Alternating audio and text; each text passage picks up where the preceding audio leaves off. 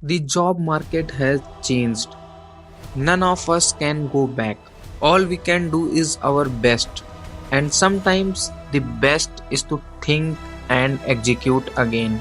There are so many students preparing for the VLSI jobs.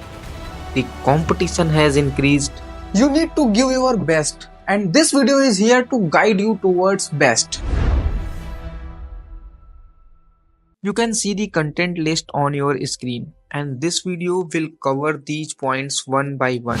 That is why this would be the best digital VLSI roadmap till date. I aim to build a stronger electronics community, so you guys need to support me by subscribing the channel, and if you like the content, then do like the video as well. Now let's begin this journey.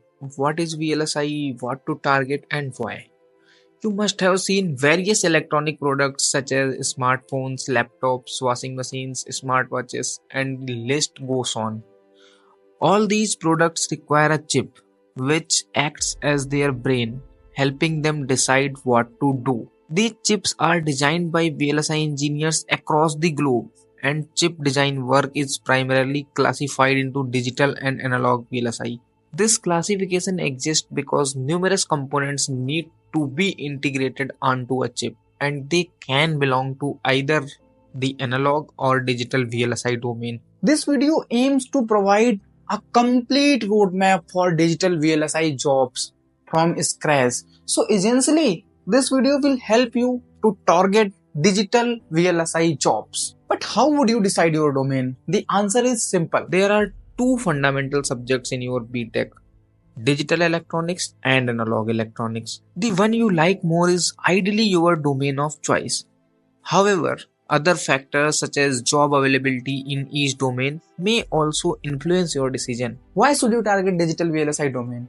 The first reason is of course interest, but the second reason is money. Let me tell you, all the product based VLSI companies you see on the screen offer at least 15 plus LPA CTC.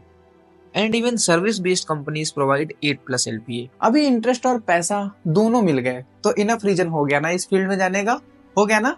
अरे हो गया यार, इतना confuse नहीं रहते. Let's go ahead. It is turn off prerequisites. I am building this roadmap assuming that you have a basic understanding of electronics, particularly one subject from your BTech, network theory.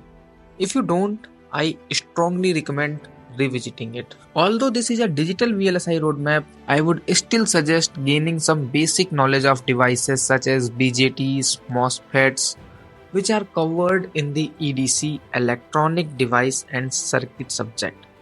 I have added few of the best books related to these subjects in the description and also added them in product section. You can purchase them if you love reading hard copies. But if you love reading soft copies, then you can find them just by a simple Google search. That is all about prerequisites. Now, courses for front end and back end. अभी सारी सामग्री तैयार हो गई है और बस हवन शुरू करना है. We are done with the basics and now it's time to dive into the actual work.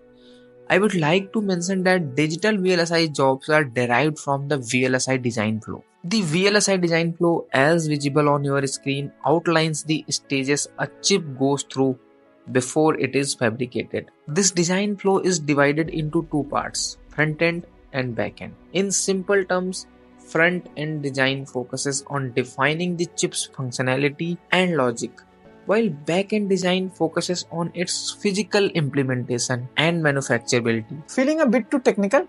Let me simplify it further. Front-end primarily involve two main roles. RTL design engineer, they read the specification and codes them into Verilog. Design verification engineer provides inputs and checkers to ensure the design is functionally verified. Now some of you might feel offended that I mentioned only two roles for front end. So let me clarify. Different companies may have different job titles, but these are the core roles in front end VLSI. If I were to add a few more examples other than these roles, then they could be logic synthesis engineer, R&D engineer. There is also a role of DFT engineer, which acts as a bridge between front end and back end. And if I talk about back end job roles, then they primarily focus on physical implementation of chips. such as placement, routing, and timing analysis. So, for the detailed explanation of all the VLSI roles, you can check out the video listed on the screen. मतलब ये topic बहुत बड़ा है, इसलिए इसको मैंने अलग ही video में पहले कवर किया था. यहाँ से आपको एक बेसिक अंडरस्टैंडिंग मिल जाएगी. I believe we have covered the basic overview of digital VLSI roles. And since this video is about the roadmap, let's now shift to the common subjects and courses required for digital VLSI job. I am going to classify theoretical courses into 3 parts. Type 1, Digital Electronics, Digital IC Design, Verilog, Low Power VLSI Design, VLSI Physical Design. Type 2, Computer Architecture, Functional Verification using SV and UVM. Type 3, VLSI Physical Design, Testing and Verification Aspects, TFT related. I will explain each subjects one by one. The first type is important for both front-end and back-end VLSI roles.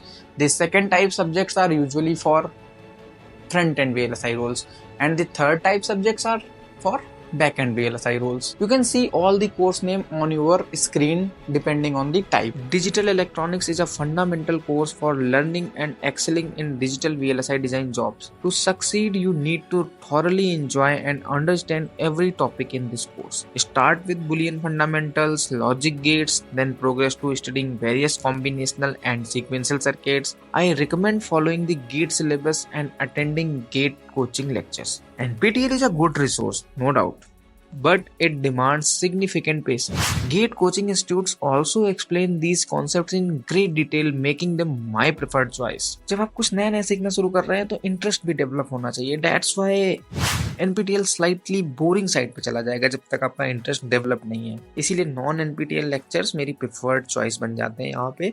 बाकी आपकी मर्जी है. I will include all the free playlist link in the description. As for books, Digital Design by Maurice Mano is unmatched. Second type 1 subject is Digital IC Design. This is the subject which will take you through fundamentals of logic gates, introduce you to the basics of MOSFET devices, and explain why CMOS technology is so crucial. You will learn the design of gates and combinational circuits using CMOS, along with various sequential elements like latches and flip-flops. Once you understand sequential circuits, the concept of timing will naturally follow. You will explore the origin of setup and hold times, along with other timing related aspects such as metastability, time borrowing, clock domain crossing, and resolving setup and hold violations. So all the topics mentioned are essential for VLSI interviews.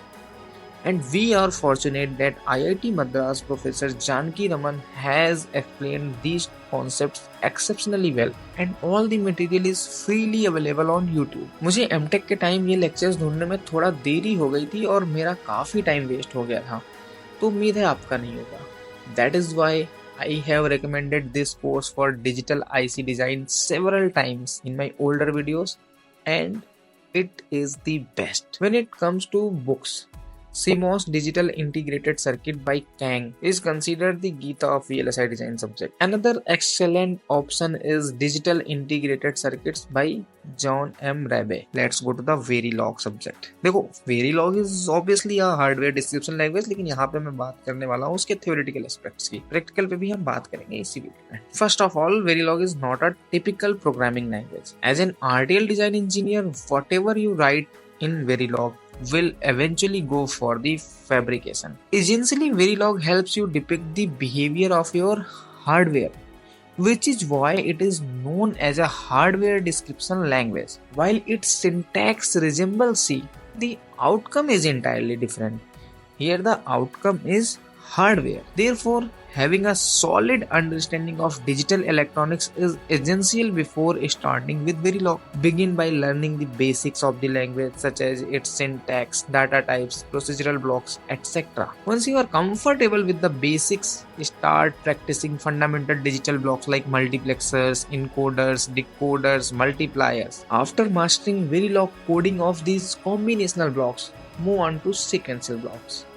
Focus on understanding concepts like clocks and resets, both synchronous and asynchronous. After covering these much topics, you can confidently call yourself a beginner in hardware coding. The best part is that learning all this can be completely free. I recommend to use hardware modeling using Verilog course from NPTEL IIT Kharagpur. If you practice consistently, you may not need any books. However, if you want to refer to one, you can check out Verilog HDL by Sameer Palnetikar. For practice, you can either install the Vivado Student Edition or use the EDA Playground website, which is an excellent online tool. I will demonstrate how to use it later in this video. Please note that this section covers only the basics to help you get started with Verilog. For pro level confidence, you will need to work on projects which we will discuss in an upcoming section of this video. So, fourth subject is low power VLSI design respective parts. मतलब यहाँ पे हम देखेंगे कि कौन सा front end के लिए जरूरी है और कौन सा बैक एंड के लिए. Low power VLSI design is an essential topic for both front end and back end VLSI jobs, but its depth of study depends on the specific role. For front end VLSI roles like RTL design or verification, understanding low power techniques at the architectural level is crucial. You should know methods like clock gating, power gating, multi-voltage design, as these are integrated during coding or synthesis. For back-end VLSI roles like physical design or STA, you will need to focus on layout optimization, power distribution networks, leakage reduction techniques, and thermal aware design during place and route or timing closure. As a newcomer, a balanced understanding is important, but dive deeper into the aspects relevant to your chosen domain, front-end or back-end. But how will you know whether to target front-end or back-end? So at the fresher level, it doesn't really matter. You can fit into any role if you are well versed in VLSI basics. Earlier, companies used to conduct interviews, select candidates, and then assign them roles based on their needs. Now they usually hire for specific roles and clearly state what position they are recruiting for. Therefore, you need to focus accordingly. If you are unsure about which domain to target right now, it's best to study the basics of both and then decide. There are a few lectures in the NPTEL VLSI physical design course that are related to low power VLSI. You can refer to those lectures. For a comprehensive understanding, one of the best books for low power VLSI design is Low Power CMOS VLSI Circuit Design by Kaushik Rai. It covers both theoretical and practical aspects of low power design techniques. For simpler language, you may refer Low Power VLSI Design from Ajit Pal. Don't forget to subscribe and like if you feel the content is really worth it. We aim to build a stronger electronics community. That is why it is important. Now let's go to our type 2 subjects. These subjects are primarily for front end VLSI. मतलब आप front end VLSI job के लिए जा रहे हैं तभी आपको इन पे focus करना है. Back end में this will be optional. So the first one is computer architecture. Understanding computer architecture is crucial for VLSI job. And let me explain this with an example. Imagine you are designing a processor, say like an ARM Core or RISC-V processor. To make it efficient, you need to understand how the instruction set works, how pipelining boosts performance, and how the memory hierarchy from cache to main memory affects the speed. Without this knowledge, your design might work, but it won't be optimized for real-world applications. For instance, when handling pipelining, you will encounter hazards like data dependencies, just like a traffic jam in a city's narrow lanes. If you don't know how to resolve them using techniques like forwarding or stalling, your processor will be slow. To dive deeper, I would recommend some amazing book like Computer Architecture, A Quantitative Approach by Patterson, or Digital Design and Computer Architecture by Harris. These books will guide you step by step in connecting theory with practical designs. See, understanding architecture isn't just a theoretical thing. It's about making hardware smarter and faster for the systems we use daily. Obviously, there are fantastic NPTEL courses also present. These type of practical subjects and NPTEL lectures is a very good combination. You just need to have dedication. I will add all the links in description. Front end VLSI के लिए जो दूसरा major subject बन गया है वो है functional verification using system Verilog and EVM. Testing and verification are critical aspects of VLSI design. but their focus differs for front-end and back-end jobs. For front-end roles like RTL design and verification, you need to study verification methodologies like UVM, test bench creation, functional coverage, and debugging techniques. This ensures the design behaves as expected before moving to physical implementation. That's why we say that functionality is verified once our design is verified. This is a kind of practice task where for the basic designs you coded in Verilog, you will need to create test benches for them. The goal is to insert rules using assertions or implement scoreboard comparisons inside the checker to verify the functionality. Earlier, simple test bench knowledge was sufficient at fresher level, and during the job we used to explore UVM further. The world has evolved significantly over the last few years, and now it's essential to dive deeper into system Verilog, specifically you should focus on OOPS concepts such as classes, objects, inheritance, and polymorphism, as these allow for creating reusable and modular verification environment. मतलब कोई भी company नहीं चाहेगी ना कि वो एक ही verification environment बार बार scratch से बनवाए. Additionally, you will need to learn about the UVM test bench architecture and start building UVM test benches. Since you will be verifying multiple designs and working on projects, a UVM test bench is highly recommended from my side because it can be easily scaled for any design. That's the beauty of UVM. There are many resources available for learning UVM. You can find ample material on Google, explore video lectures on Udemy, or check out content on YouTube. Since verification is a matter of practice, start writing test benches from scratch on EDA Playground. You can later reuse them for various designs during your practice sessions, and you will also use it during verification of your major projects. Front-end VLSI advanced courses are done, and let's move to type 3. So the first one is testing and verification aspects. For backend roles, the focus is more on design for testability, fault models, scan chain insertion, and automatic test pattern generation, which are essential to ensure the fabricated chip works reliably. But DFT is kind of bridge between front end and backend VLSI jobs. So effectively it looks like this course is not required for backend VLSI job. Still, I would recommend to read about basics at least. There are a few lectures in the NPTEL VLSI physical design course for testing and verification aspect as well. You can refer to those lectures. In fact, our next backend VLSI advanced course is VLSI physical design. Since you are targeting backend VLSI design jobs, you need to master topics such as placement, routing, floor planning, clock design, clock network synthesis, interconnect modeling, layout compaction, and more, all of which are covered in the same NPTEL IIT Kharagpur course named VLSI Physical Design. You may refer any of the listed books on screen for these advanced backend VLSI courses. Up to now, we are done with prerequisites and our theory part. Now let's go to the language. As we already discussed in theory part, Verilog is the essential and primary language.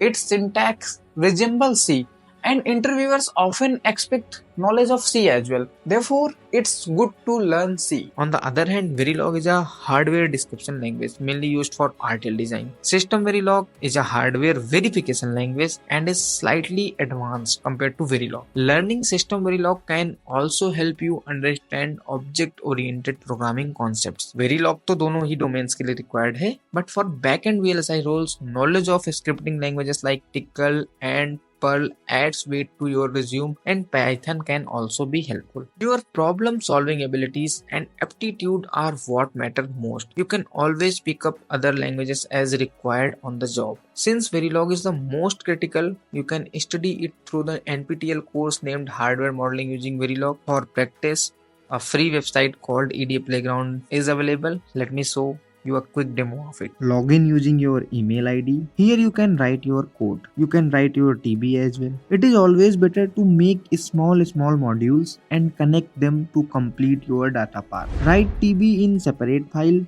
and connect the DUT with TB. You can code one UVM based TB from scratch. Put all the UVM environment components such as driver, monitor, transaction class, etc. in separate files and later include them in top to easily scale and run. I have took one example and let's run it. As you can see, value of I and j are different. This is due to the fact that join none, join any are different. You will get the region while studying fork join. Like this, you can do your practice freely. You can practice UVM on EDA Playground by selecting the appropriate option. This will help you create a complete verification environment. अभी है roadmap का final part, projects. Everything you have done so far was just a warm up, and you know how important warm up is before starting your real game. Now it is the time to move towards the main project, and this main project will comprehensively prepare you for the digital VLSI job. But we don't directly jump to the big project. We will learn slowly but learn the best. So that is why before diving into the main projects, it is essential to complete few mini projects. Let me give some examples like ALU design, GCD calculator, Cordic algorithm implementation. You have already learned how to code small combinational blocks like multiplexer, encoder, decoder. Now these mini projects will involve larger data paths, helping you understand how to implement. Remember, don't use a simple test bench for inputs. That is why I recommended creating a UVM test bench architecture yourself beforehand, so that you can calibrate it according to the project requirement, because UVM plus SV environment is reusable, so you can scale it to any project. The next mini project could be sequence detector machine, code sequence detector machine using both Moore and Mealy type of FSM. This project will enhance your understanding of sequential elements in Verilog. It will help you master FSM Verilog coding. So first हमने data path वाला एक project किया, then we move to the sequential project. Now I am giving an example of mini project which will cover all the aspects, and that is asynchronous FIFO design, because it will require solid grasp of digital electronics like determining FIFO depth, gray to binary and binary to gray coding, hardware coding for combinational circuits, data path handling, FSM coding for sequential elements, क्योंकि इसमें सारे के सारे parts आने वाले हैं. Asynchronous FIFO design project will provide a comprehensive understanding of various digital design aspects. After completing these mini projects, you should proceed to major projects. For example, take an open source RISC-V design, modify it and verify your updates using your UVM test bench. Alternatively, you can design a complete RISC-V for yourself. NPTEL's Verilog course, which I suggested, have these details. Like sir have coded the RISC-V architecture there. You can take reference from there. Apart from this, GitHub has RTL for APB protocol, AHB to APB bridge or something similar. So you can take those RTLs and use it for verification. Or if time permits, learn the APB protocol, write its RTL code yourself and verify it using your UVM test bench. APB is a simple low bandwidth protocol that can easily be implemented at the college level. तो मतलब आप APB की RTL और उसका पूरा का पूरा verification खुद से कर सकते हो बहुत ही आसानी से. I have outlined a flow for progressing through these projects. While you can modify the projects based on your interest, ensure you cover all the aspects of digital design mentioned here. Always perform verification using a UVM test bench. This is why I suggested creating a scalable test bench for reuse across projects. If you are targeting a back-end VLSI job, you must also complete same mini projects discussed above. However, a UVM test bench won't be necessary in this case. You can verify the designs using simple SVTB. After these mini projects, focus on projects visible on screen. The back-end VLSI projects often require paid tools, and colleges usually provide the free access to Cadence or Synopsys layout tools. So अभी इतनी सारी मेहनत कर ली, अब opportunities के बारे में खुल के बात कर लेते हैं. Let me be very truthful about this. The market is tough for freshers right now, and companies don't want to put hiring effort for low tier college students. So if on-campus opportunities are coming to your college, just give your best and take it. If you are from a tier 3 college and finances allow, then consider pursuing a MTech in VLSI design from top colleges in India. It will help you connect with better opportunities, but take only top colleges. In case you are from a tier 3 college and aim to quickly land a VLSI job, then only opt for private institutes or CDAC. The CTC and the type of company might be compromised using this private coaching way. Remember, the college or training institute or CDAC is just a medium to get the opportunities, is just a medium to get the interview calls. Eventually आपका selection उसी knowledge से होगा जो इस video में मैंने समझाया है. That's it guys. Hope you love the content, and if you love the content, then do like the video and subscribe the channel. Our aim is to build the strongest electronics community over YouTube for Indian college grads.